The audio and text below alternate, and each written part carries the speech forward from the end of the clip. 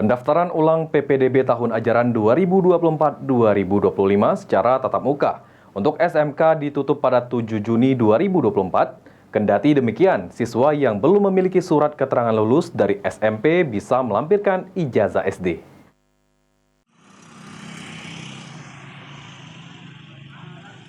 Pelaksanaan pendaftaran ulang PPDB tahun ajaran 2024-2025 yang dilakukan secara tatap muka untuk semua jalur di tingkatan SMK ditutup pada 7 Juni 2024 pukul 15.00 waktu Indonesia Barat.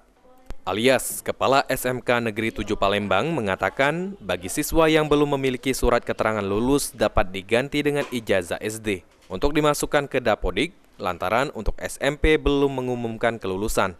Selain itu juga bisa menggunakan surat keterangan bahwa siswa kelas 9. Para calon siswa baru yang telah diterima melakukan pendaftaran ulang secara langsung di sekolah. Untuk mengambil formulir kemudian melakukan registrasi sesuai dengan prodi yang telah dipilih. Setelah lengkap, langsung mengumpulkan formulir tersebut kepada panitia. Pada pelaksanaan pendaftaran ulang tidak ada kendala berarti yang dialami panitia, karena persyaratan pendaftaran ulang telah dibagikan ke media sosial dan website sekolah. Pendaftaran dilaksanakan di SMK 7 Palembang.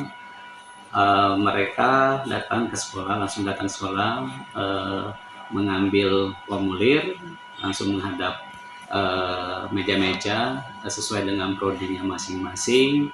Mereka mengisi formulir tersebut dan kalau sudah lengkap itu langsung dikumpulkan ke panitia dan selanjutnya calon siswa baru itu yang sudah diterima itu dipersilakan untuk pulang, sudah selesai gitu.